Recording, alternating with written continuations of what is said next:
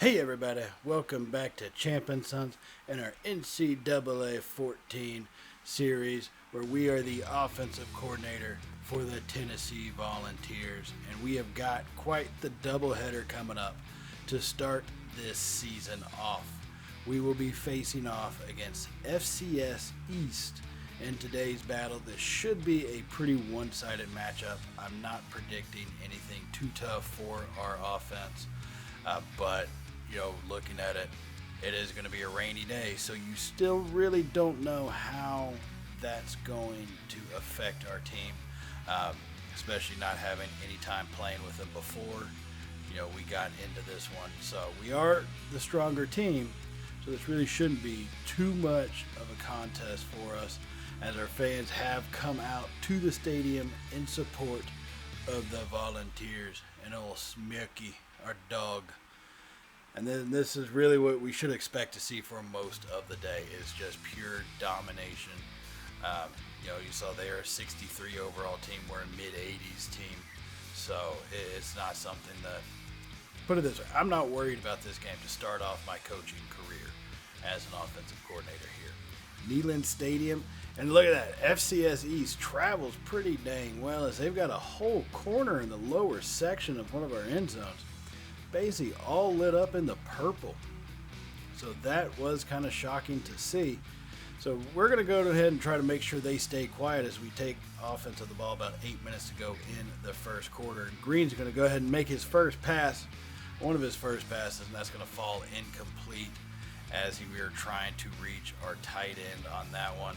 It was just overall, not great coverage, but I guess it's just a blown play by us. We really should have caught that one. So now coming up here on a 2nd and 10 now from about the 44-yard line. Green under center gets the snap. He drops back and throws it over the middle, and that's going to be dropped by Swain and also dropped by our tight end. Two guys had a chance at it. Obviously need to work on the tip drill just a little bit more. So now we do have a 3rd and 10. This is not how I wanted us to start out our first offensive drive with so many incomplete passes. The 3rd and 10 in the rain. Green is going to be in the shotgun. We have 3 wide receivers set. We get the snap. They bring the pressure. We're going to fire it over. Swain's got it. He broke free. He's at the 20, 10, 5, touchdown, Tennessee. Shane Swain, 44 yards on that one, as that was a big play over the middle. Green dropped it in perfectly to him on the pass, as he's able to break away and use his speed to make it all the way to the end zone with not one man close by him in pursuit. So that will give us a 7-0 lead here to start the game, and not too bad getting a touchdown on our very first drive. So our defense did make a good stop, and we are out for our second drive here, leading 7-0 as we hand it off to Hammond, our running back. He breaks free down the left side all the way to about the 13-yard line on a 26-yard rush. Brandon Hammond's got 55 rushing yards on the afternoon to start off our season. That's a pretty good way you want to do it to help you build a lot of confidence, breaking all of those tackles, getting through the big hole that we're able to open up for him. So once again, now at about the 14-yard line here with the 1st and 10. Like I said, I try to run a little bit more conservative, at least clockwise, keep possession of the ball, keep things moving in a pretty consistent manner. And so now on the 1st and 10, we're going to drop back from under center and get the pass over the middle on the quick slant to Ross Lundy, another one of our top receivers who should have a big year this season. Paul Green, 3 for 7 with 60 yards and a touchdown, 44 of those yards coming on that touchdown pass to Swain earlier in the quarter. Now 2nd and 3 coming in from about the 7-yard line. Green's going to be in the shotgun. Scans over the field, finds Hammond over the middle, and that's going to be our 2nd touchdown of the day. 2 drives, 2 touchdowns. We are being efficient here. That is what I like to see from our fellas. Now we're going to catch up a little bit later in the second quarter, where we do have a 21-0 lead at this point. About 7.5 minutes to go in the quarter. Green's going to run a little bit of play action, fire it over to Lundy over the middle, who's going to get a stop after about 7 yards. He does have 25 receiving yards on the afternoon. So after that 7-yard completion, Green is 9 of 14, 128 yards and 2 touchdowns on the day. I would like to see his ratio be a little bit better, especially against a team like FCS East. But we hand it off to Hammond up the middle. He's going to get a big-time gain for about 13 yards. And he's only got 9 rushes on the day, but already racked up 97 yards and a rushing touchdown himself, as that will give us a first down at about the 13-yard line now, as we will continue this drive here. And Green's going to come out in the shotgun 3 wide as Lundy is off to our right, Swain to our left, and Smith in the slot. Green's going to get the snap. East brings the pressure. He's going to fire it over to Hammond, who's going to drop that pass, and thankfully it did not get intercepted. That has a big potential to happen on that play. And so now we have a 2nd and 10 after that incomplete pass. Really should have been caught, I think, overall by Hammond. We may have to work on his receiving capability throughout the season because we will probably need him as we get into the SEC grind. Now 2nd and 10. We run a little bit of an option route. Green's up the middle, takes a big wallop after an 11-yard rush and gets all the way down to about the 3-yard line. That'll give us a 1st and goal from the 2, actually, as he has 21 rushing yards on the day.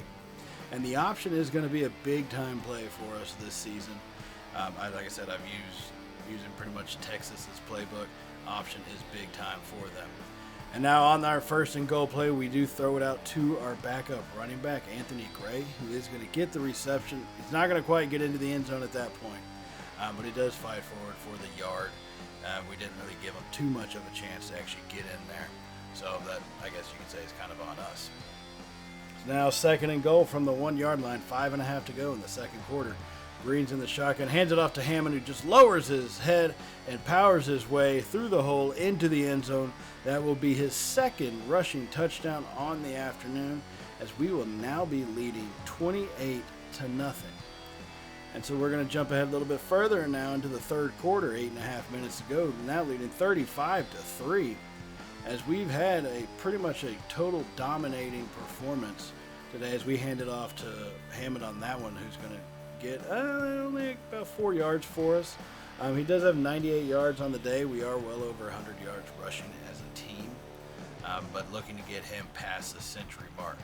Now on 2nd and 6, Green's going to be in the shotgun as we run a little bit of the option. Green's going to take it up the middle, breaks 1 tackle, goes fighting forward, stiff arm, and is finally going to be brought down at about the 45-yard line after an 18-yard rush by Paul Green. Big time movement right there. You can just see overpowering those defenders, pushing them down and making them look silly. So a little bit later on the very same drive, Green is going to be in the shotgun once again as we drop it off to Hammond on the screen pass, who doesn't have a whole lot of room to work, and Hammond takes the brunt of that blow as he gets blasted in the backfield for a 2-yard loss by FCS East. And like I said, we're just keeping this drive going. At this point, 35-3, we just really need a clock management style of play.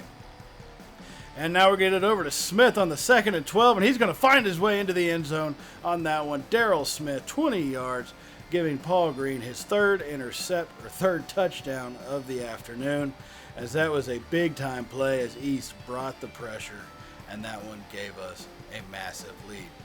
So now here we are in about a little bit to go, under 4 minutes to go in the 4th quarter. We do have the backup offense in at this point as we run the option, as Anthony Gray makes a big play on that option toss, taking it 22 yards on the rush, as they're just trying to wind this clock out and take this victory home without getting anybody injured too badly in this one. So after that big run, we do have a 1st and 10 coming from the 20-yard line, as we are now in the red zone here.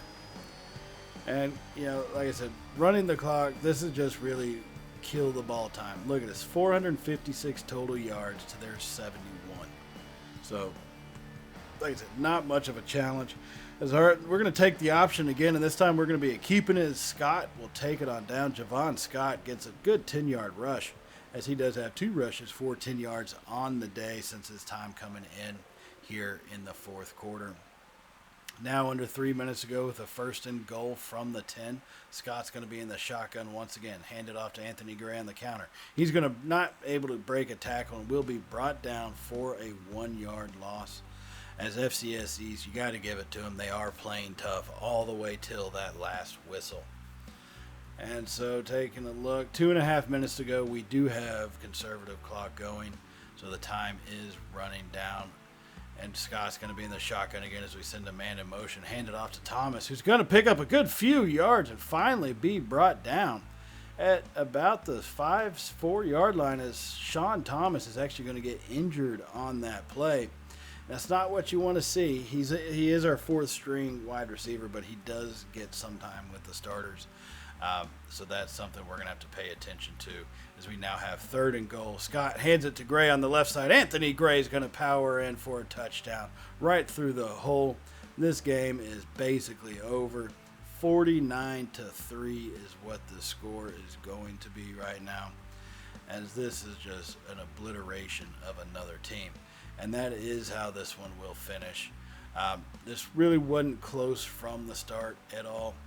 Brandon Hammond is going to be our player of the game, over 100 yards rushing, a couple touchdowns, along with 1 receiving touchdown on the afternoon. So that will do it for this first game. Now we are going to try to do 2 games per episode, right? And so we're going to go ahead and advance up to the next week, where we will be playing against Western Kentucky, taking them on once again here in Neyland Stadium, home of the Volunteers. This should not be much of a battle again. That's just kind of the way these things start out. Now, they do have 300 passing yards per game, which granted is only 1, but they do have 2 turnovers per game as well, with their point total being 28, ours 49. You got to take a look at who we played to really kind of put any value to these stats as it is.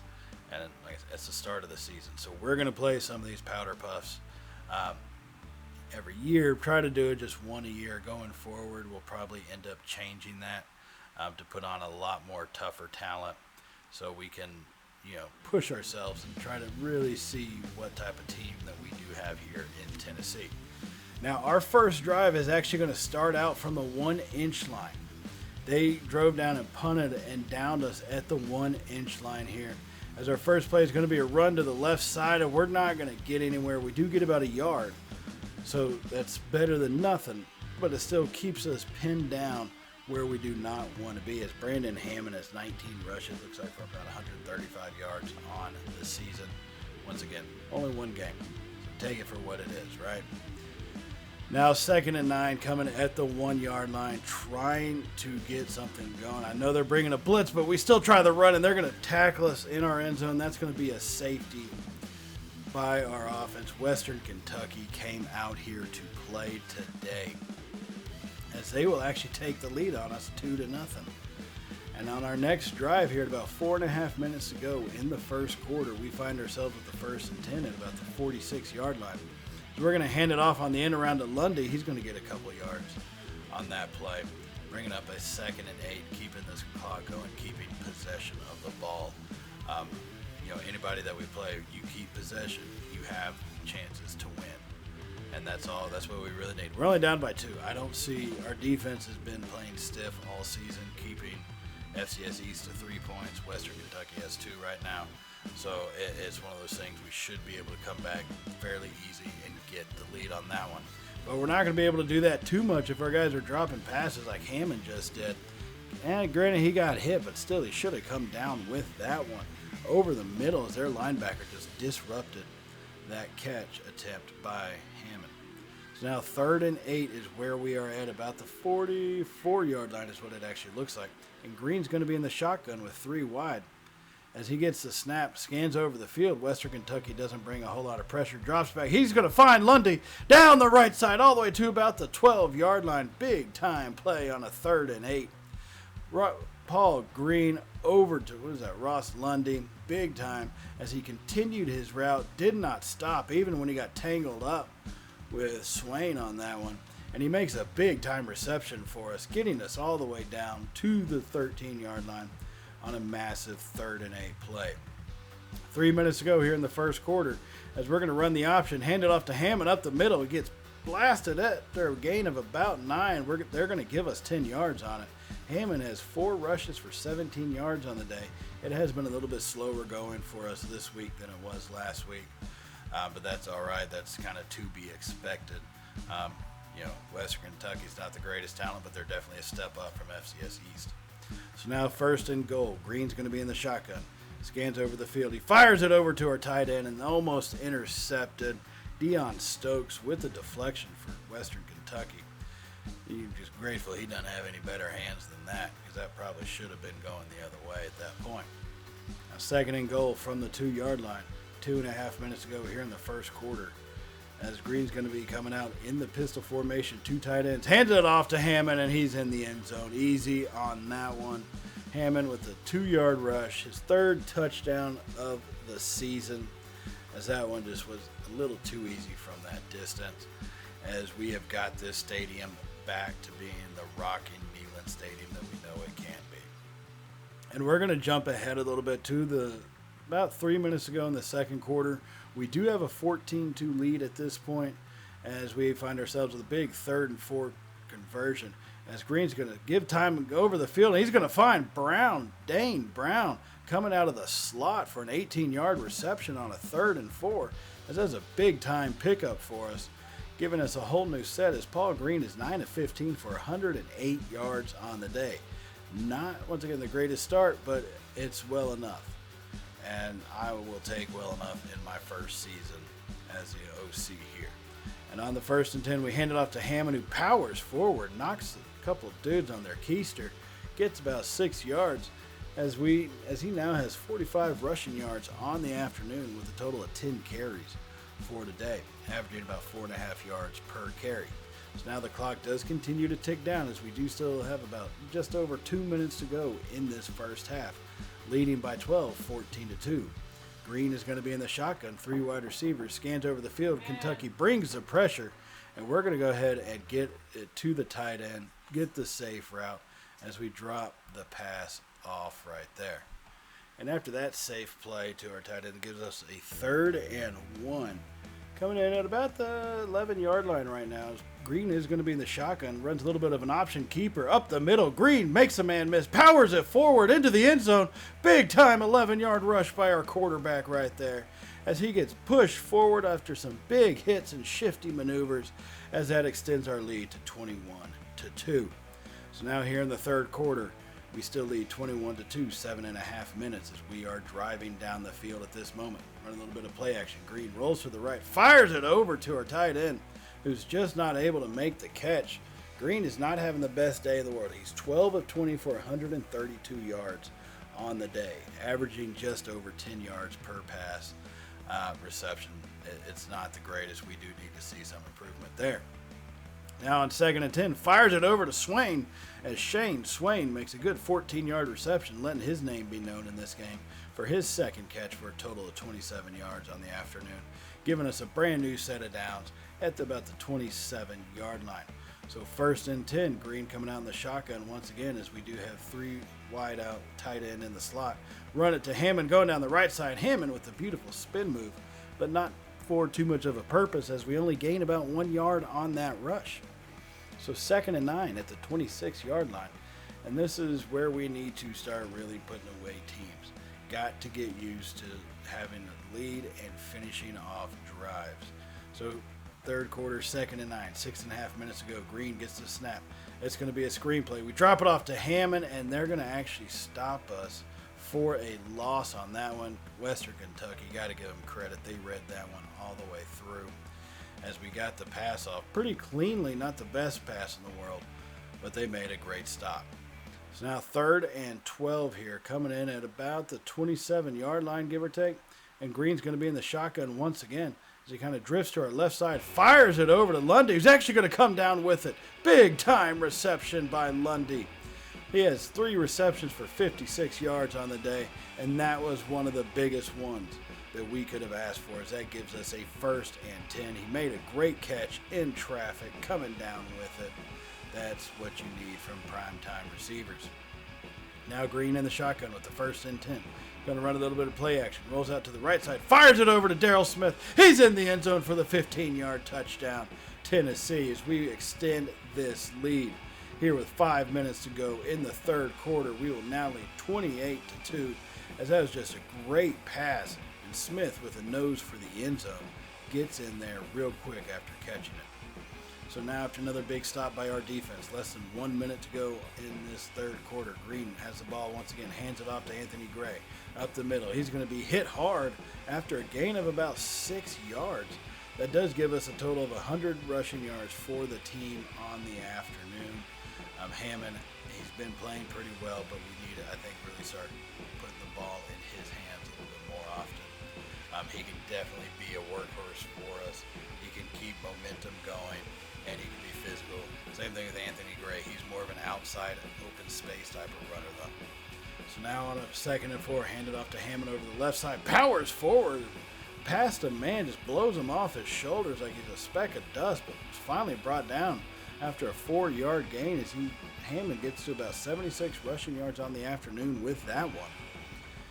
As we still lead 28-2, that will do it for the end of the third quarter.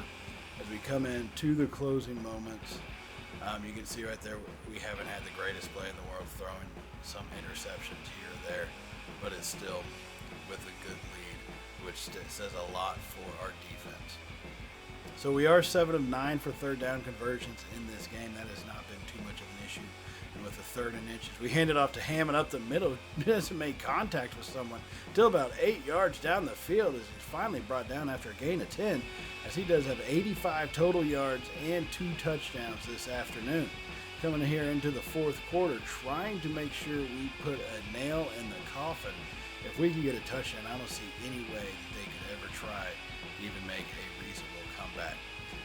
Green this time, he's going to run up the middle. He finds the hole. He's into the end zone after a big hit crossing the goal line. Paul Green scanned the field, did not see anybody, and that field just opened up like the Red Sea as he went running through the middle of it.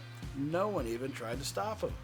Now, Western Kentucky did get a touchdown, and they did get the extra point, so now we need 35-9, 6.5 minutes to go. Green's going to scan over the field, and he's actually going to throw a second interception as Ross Lundy makes the tackle. And that's not what you want to see from your quarterback, because our defense gave up another touchdown. The score is now 35-16, 4 minutes to go in the game now. This time we're running the option, getting back to what we did great. And Paul Green down the right side for a big-time rush of about 17 yards, giving us a brand-new set of downs, getting back to what we do well. Tried to get a little one-sided with some of the passing there, and now we just got to get back to our fundamentals and our running game, powering this one home. So that will bring up less than 4 minutes in the game, as we will be in the shotgun once again. Green this time running the option, hands it off to Hammond with the big hole on the left side. Hammond shakes the tackler off and is finally brought down at about the 5-yard line after about a 13-yard rush, giving him 98 yards total on the afternoon. He only needs 2 more to hit the century mark, and I think we can try to go ahead and give that one to him, as we have ourselves with the 1st and goal here in the shotgun formation. As we do, we send Swain around the right side as he's going to break through for a gain of just a couple yards, bringing up 2nd and goal. Shane Swain for a rush of 3 yards on that one. So now under 3 minutes to go in this ball game, as we are lining up with the 2nd and goal, 9 feet away from pay dirt, and really shutting this one down. As we're going to look to pass it on this play, as Green is going to be in the shotgun, scans the field, bring pressure, and we get it away just as he got hit on that one. And it's not really what you want to see happen, but it is what it is at this point. All right, so 3rd and goal now from the 3. We are 8 of 10 on the 3rd down conversions this afternoon, trying to get another one. Going 4 wide. Hammond is in the backfield with us, but we don't hand it to him. Instead, we throw it to Swain, and he's going to drop the pass, bringing up 4th and goal. As drop passes seem to be kind of an issue with us, and our defense allows them to come down and score real quick and easy on that, as they now have brought this game back to 38-24. This is a 2-score game, 46 seconds left. So we hand it off to Hammond up the middle. He's going to be stopped for a gain of about 1 yard, and Western Kentucky will be using their timeouts as they stop the clock, which I guess isn't totally bad because it gives us a chance to put Hammond over the century mark, get him his rushing yards. And, I guess, recompose ourselves. They do only have one more timeout on the afternoon, so if we can get this one down, as we got the first down, that'll seal up this game. Hammond, though, he's not satisfied with that. He's into the end zone, 40-yard on the play on that one for Brandon Hammond. Gets another touchdown, really drives that nail in this time. Big time rush by our running back to seal this one up, as we will go in victors of this game. Hammond, player of the game, 20 carries, 139 yards, and a few touchdowns on the afternoon. That was a beautiful sight to see, as we have started off this season 2-0. And so we are going to go ahead and get moving towards the game with Oregon. That will be in the next episode, so definitely stay tuned for that. And that does remind me, if you have not already, hit that subscribe button. And if you did like today's video, hit that thumbs up button, because it does really help us out, and we do appreciate it. And so I will see y'all in the next episode as we face off against the top 10 Oregon team in Eugene, Oregon. So as always, everybody, stay safe, and well, you know how it goes. Later, y'all.